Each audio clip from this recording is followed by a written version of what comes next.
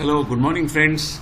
आज हम Sunday talk में देखते हैं कि जो नेशनल इंटरनेशनल क्रूज जो हैं वो कैसे हैं, और जब हमारी मार्केट कल खुलेगी, मंडे को खुलेगी, तो मार्केट को कैसे खुलना चाहिए। तो सबसे पहले फ्रेंड्स हम देख लेते हैं कि जो हमारे जो इंटरनेशनल क्रूज है, यानी कि डाउ जोन्स जो है, डाउ जोन्स क्या कहता है। तो डाउ जोन्स फ्रेंड्स ये कहता है कि यहाँ तो बड़ी ज़बरदस्त उसने जो है सैटरडे को परफॉर्मेंस दी है, तो ये तो जो है हमारे लिए पॉजिटिव ही है। लेकिन इसके साथ मैं आपको एक चीज़ और बता दूं कि जो यूएस के जो क्रूज हैं उसके अंदर जो वैक्सीनेशन है यूएस के अंदर, वो कोवैक्स जो कोविड की जो वैक्सीन है वो बहुत ज़ोरों शोरों से लग रही है। और जो यूएस के प्रेसिडेंट हैं जो बाइडन, उन्होंने भी जो है डिटेल्स दे दी हैं कि जो उन्होंने 1.3 ट्रिलियन डॉलर्स का जो पैकेज अनाउंस किया था रिसेंटली, उसको वो इंफ्रास्ट्रक्चर के अंदर, डीटीएच के अंदर, आईटी के अंदर और भी डिटेल्स दी हैं वो कहाँ कहाँ खर्च करेंगे। तीसरी बात फ्रेंड्स ये है कि जो बॉन्ड यील्ड है उसके अंदर स्लाइड डिक्लाइन भी आया है, इसीलिए जो यूएस मार्केट है वो इतनी बड़ी ज़बरदस्त यहाँ पर 252 पॉइंट्स की जो है जंप दिखा रहा है। इसके अलावा जो क्रूड का जो यूजेज है वो थोड़ा डिक्लाइन हुआ है, और यूज डिक्लाइन होने से जो है यूएस के जो भंडार हैं तेल के वो बढ़ गए हैं, इसलिए थोड़ी सी कीमत कम हो गई है। तो फ्रेंड्स, जहाँ तक डाउ जोन्स फ्यूचर का सवाल है, ये हमारे लिए एकदम पॉजिटिव है। अब देख लेते हैं फ्रेंड्स के जो यूएस का जो इंडेक्स है वो क्या बोलता है। तो यूएस का जो डॉलर इंडेक्स है वो 92.18 बोल रहा है। ये तो अभी बहुत हाई है, हमको तो बेसिकली 93 तो हमारा लिमिट है, उससे ऊपर तो नेगेटिव हो जाता है। लेकिन अभी भी ये जो है ना बहुत अच्छी सिचुएशन पे नहीं है, क्योंकि हमको अगर ये जब 89-90 तक रहता है तो हमको जो है जो इन्फ्लोज हैं, जो एफआईए की एक्टिविटी है वो बड़ी ज़बरदस्त हो जाती है। तो क्योंकि जो डॉलर इंडेक्स है यहाँ पर 92.18 है, इसलिए अब देख लेते हैं कि हमारे इंडिया के अंदर जो डीआईआई की एक्टिविटीज थी, एफआईए की एक्टिविटी थी, वो एफआईए की एक्टिविटी कैसी रही। तो यहाँ देख लीजिए, जो एफआईए की एक्टिविटी है वो एफआईए की एक्टिविटी तो सिर्फ ये बोलती है कि 110 करोड़ रुपए का इन्होंने जो नेट सामान है वो बेचा है। तो और अभी तक मतलब 1 तारीख से आज तक जो है 1536 करोड़ का इन्होंने जो है नेट सेल ही किया है, बाई नहीं किया है। तो क्योंकि डॉलर इंडेक्स जो है वो हमको परेशान कर रहे हैं, इसलिए एफआईएस यहाँ पर नहीं माल खरीद रही हैं। अब फ्रेंड्स देख लेते हैं कि जो ब्रेंट क्रूड है वो क्या बोलता है। हमारी जो ब्रेंट क्रूड की जो एक्चुअल जो रेंज है वो 48 to 52 है, लेकिन ये भी बहुत ज़्यादा हाई है। लेकिन मैं आपको एक बात बता दूं कि जो ब्रेंट क्रूड है ये 64 तक चला गया था, उससे ये नीचे आया है, जिसकी वजह से इंडिया को थोड़ी सी राहत ज़रूर मिल रही है। अब फ्रेंड्स देख लेते हैं कि जो इंडिया है उसका जो खुद का जो विक्स है वो क्या बोलते हैं, 19.78। ये जो है 23 हुआ, फिर लास्ट संडे 21 हुआ, वहाँ से 20 हो गया। हल्के हल्के जो इंडिया का विक्स है ना वो थोड़ा पॉजिटिव होता जा रहा है, लेकिन हमारी जो रेंज है वो 14 और 15 की है, उस हिसाब से ये बहुत अट्रैक्टिव नहीं है। तो फ्रेंड्स, अगर सम क्रूज देखें तो जो इंटरनेशनल क्रूज हैं वो तो ठीक हैं, लेकिन जो हमारे जो अपने क्रूज है ना, वो इंडियन क्रूज जो है ना वो बहुत डिस्टर्बेंस कॉज कर रहे हैं। सबसे बड़ा क्रूज तो ये है कि जो कोविड है ना 5 इंडियन स्टेट्स में बहुत ज़बरदस्त तरीके से स्प्रेड कर रहा है। हालांकि जो वैक्सीनेशन है वो भी फुल स्विंग के अंदर है, और अब सुनने में आ रहा है कि कई राज्यों में जो है बंद लगेगा, जिसके वजह से जो इकोनॉमिक एक्टिविटी है उसके ऊपर जो है ना लॉकडाउन में असर ज़रूर पड़ेगा। So this is a cause of worry. तो अब देख लेते हैं कि जहाँ अब तो अगर इन दोनों को सम करके देखें तो हम ये बोलते हैं हमारे जो क्रूज हैं, नेशनल और इंटरनेशनल क्रूज जो है ना, ये हमको बोलते हैं फ्रॉम माइल्ड पॉजिटिव, बस माइल्ड पॉजिटिव ही बोल रहे हैं और कुछ नहीं बोल रहे हैं। और अब फ्रेंड्स देख लेते हैं आगे जो ये HDFC बैंक है, जिसकी निफ्टी के अंदर 13% जिसकी वेटेज है, वो हमारा जो है HDFC बैंक क्या बोल रहे हैं, क्या HDFC बैंक जो है निफ्टी को सपोर्ट करेगा। तो फ्रेंड्स मैं आपको बता दूं कि जो HDFC बैंक जो है ना, इसने एक तो अप ट्रेंड जो है ना, इसने यहाँ पर करीब 1525 के आसपास तोड़ दिया है, लेकिन कल इसने डोजी लगाया है 1422 के ऊपर। तो ये यहाँ पर इसकी एक सपोर्ट है, तो मुझे ऐसा लगता है कि जो सपोर्ट लेकर यहाँ से इसको ऊपर जाना चाहिए। दूसरी चीज़ क्या फ्रेंड्स क्या है कि ये जो HDFC बैंक है, इसकी जो RSI है ये 37.94 है, और मुझे लगता है कि बहुत ज़्यादा अट्रैक्टिव हो गया है परचेज़ के लिए, इसलिए इसको हर हाल जो है ना हमको अपनी बाइंग लिस्ट में रखना ही चाहिए। और जो इसकी जो ब्लू वाली जो मैकडी लाइन है वो भी -16 है। अगर हकीकत में देखें तो हमको नहीं खरीदना चाहिए इसको। लेकिन फ्रेंड सबसे बड़ी बात है कि एक तो ये शेयर मार्केट का दिग्गज है, दूसरी चीज़ है कि इसके जो रिजल्ट्स हैं ना वो 17 अप्रैल को आने आएंगे। तो मतलब हमारे पास आज भी 7 दिन है और 7 दिन में कुछ भी हो सकता है। तो मुझे ऐसा लगता है कि 7 दिन जब आएंगे, अगर हम इसको मंडे को खरीदेंगे तो 1550 जो है ना इसको हर हालत पार करना ही चाहिए, क्योंकि इसके रिजल्ट्स अच्छे आए या बुरे आए।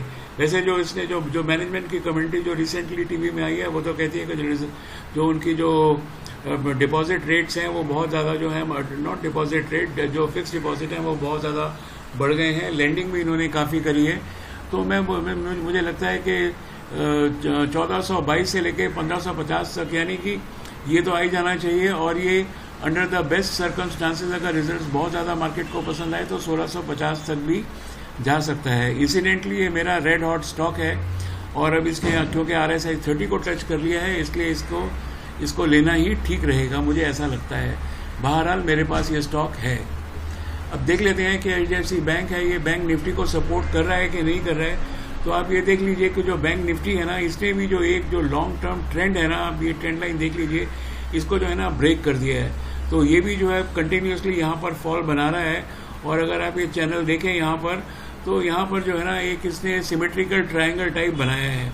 तो फ्रेंड्स जैसे ही जो ये बैंक निफ्टी है ये 3400 को पार करेगा तो इसका जो अप स्विंग है ना वो स्टार्ट हो जाएगा and it will go up to 35,000 तक इसको जाना चाहिए।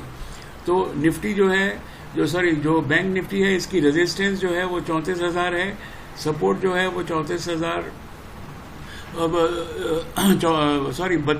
34,500 लिखा है फ्रेंड्स, ये 32,500 है और ट्रेंड इसने ब्रेक कर दिया है। और इसका जो टारगेट है निफ्टी का वो 35,000 ब्रेक होना चाहिए, मुझे ऐसा लगता है नेक्स्ट वीक के अंदर।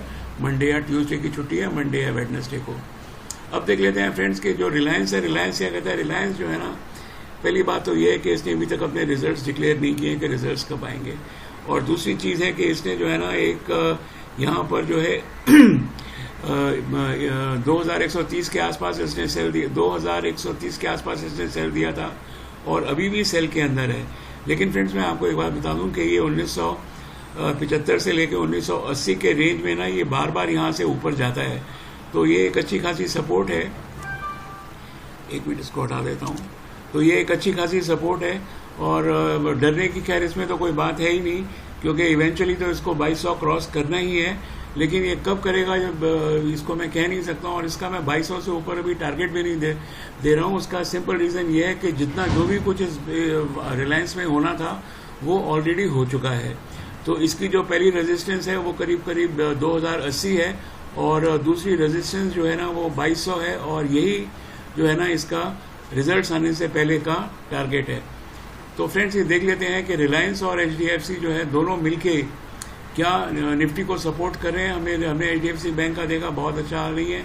हमने रिलायंस का देखा, इसका भी बहुत अच्छा हाल नहीं। तो दो दिग्गज जो है ना ये तो बोल रहे हैं कि निफ्टी को सपोर्ट नहीं करेंगे। अच्छा, बाकी भी स्टॉक्स शेयर मार्केट में है तो मुझे ऐसा लगता है कि देखिए यहाँ इसने 2 बार डोजी दे दिया है, 2 बार इसने डोजी दे दिया है। और निफ्टी का अगर बहुत मारामारी करेगा इसको बहुत टाइम लगेगा फ्रेंड्स। लेकिन इसको जो है ना 15,000,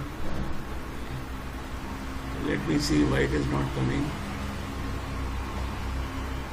खैर एनीवे इसको 15,000 क्रॉस करने के लिए ना टाइम लगेगा। और इसका जो नीचे की जो रेंज आ रही है फ्रेंड, नीचे की रेंज इसकी आ रही है 14,300। तो ये बस 14,300 और 15,000 के बीच के अंदर ही मुझे लगता है कि घूमता रहेगा। और यहाँ भी इसने जो है मतलब एक स्पिनिंग टॉप बनाया है, पहले एक डोजी बनाया, स्पिनिंग टॉप बनाया, मतलब यहाँ पर इसको ना सपोर्ट नहीं मिल रही है। और जो निफ्टी है वो यहाँ पर आप देखिए तो 16.05 ये जो ब्लू लाइन है, पहले तो मैकडी लाइन ऊपर ऑलरेडी आ गई है तो ये पॉजिटिव है। और 16.05 का इसका 2.9 का इसका हिस्टोग्राम भी है। तो ये तो ठीक बोल रहे हैं। तो मुझे लगता है कि ये जो है ना बेसिकली दोनों तरफ चलने वाली चीज़ है। ऐसा नहीं है कि ये एक ही तरफ ऊपर जाएगा या नीचे जाएगा। मुझे लगता है ये रेंज बाउंड ही रहना चाहिए इसको, निफ्टी को। और हम दूसरा स्टॉक देख लेते हैं। हमारा जो रेड हॉट स्टॉक है हमारा रेड हॉट स्टॉक है आईसीआईसीआई बैंक। फ्रेंड्स, इसमें मैं आपको एक बार बता दूं कि आईसीआईसीआई बैंक ने भी जो है ना अपनी जो लॉन्ग टर्म ट्रेंड है ना उसको ब्रेक कर दिया और 620 के ऊपर ही इसको लॉन्ग टर्म ट्रेंड के अंदर वापस आएगा। तो इसका जो टारगेट है, पहला टारगेट 680 है और इसके रिजल्ट्स जो हैं आईसीआईसीआई बैंक के वो 24 अप्रैल को हैं। रेजिस्टेंस वही आ रही है, 620 की आ रही है पहली रेजिस्टेंस, इसको तोड़ा तो ये ऊपर जाएगा। और सपोर्ट आ रही है 566 देखिए 566 में 1 2 3 4 5 6 बारी यहाँ से एक बड़ी स्ट्रांग सपोर्ट है। लगता तो नहीं है कि नीचे जाएगा, फिर भी शेयर मार्केट है, कुछ कह नहीं सकते हैं। और दूसरी चीज़ है, अगर इसकी हम वीआईपी एनालिसिस करें तो इसकी जो वॉल्यूम है ये ज़्यादा वॉल्यूम से ये गिरा है। इसका मतलब है कि लोग जो है भी इसको लेने के लिए ना इंटरेस्टेड नहीं है। और दूसरी बात है, इसका आरएसआई का डायरेक्शन भी डाउन है। इसका हालांकि मूविंग एवरेज जो है ना ये इसने यहाँ पर एक क्रॉस लगाने को बिल्कुल तैयार है। तो अगर तो एक बड़ी कैंडल लग जाए यहाँ पर तो आप ज़रूर एंट्री करिए, वरना इसको फिलहाल छोड़ दीजिए। मुझे ऐसा लगता है कि 600 के आसपास अगर 590 600 के आसपास अगर आपको मिले तो इसके एंट्री करिए, नहीं तो नहीं करिए। उसका रीज़न ये है कि यहाँ पर जो मैगडी लाइन है ना, इस ब्लू लाइन, ये भी नीचे की तरफ ही इशारा कर रही है। तो मेरे को मंडे को नहीं लगता कि इसके अंदर कुछ होने वाला है, लेकिन हाँ, क्योंकि इसके जो रिजल्ट्स हैं वो 24 अप्रैल को आएंगे, उससे पहले ये जो स्टॉक है ना इसको ज़रूर ऊपर जाना चाहिए। तो फ्रेंड्स, यही मैं आपको बताना चाहता हूँ कि देखिए, हमने जो एनालिसिस है ना वो तो हमने बिल्कुल पूरी कर ली है। अब आपके ऊपर डिपेंड करता है कि अगर आपको आईसीआईसीआई बैंक थोड़ा नीचे मिल जाए तो बहुत अच्छी बात है, नहीं तो आप यहाँ परचेज करके जो है ना एक टारगेट 680 का बहुत आराम से लेकर चल सकते हैं। सम टोटल मैं ये कहता हूँ जो मार्केट है वो नेगेटिव टू माइल्डली पॉजिटिव है, दोनों तरफ मार्केट का मूवमेंट रहेगा, इसलिए स्टॉक स्पेसिफिक रहिए। और फ्रेंड्स, बस आप मेरे साथ रहिए, पैसा कमाइए। और जो शेयर मार्केट जो है ना इसको समझने की जो है ना बहुत ज़्यादा ज़रूरत है। तो बस इसके ऊपर भी जो वीडियो है हमेशा आप पूरा देखिए और आपको मालूम पड़ेगा कि आप भी जो शेयर मार्केट के जो है ना एकदम दिग्गज या खिलाड़ी जो है ना वो बन जाएंगे। So friends, thank you very much. मेरे जो वीडियो है इसको लाइक करिए, सब्सक्राइब करिए और शेयर करिए। Thank you and have a nice day.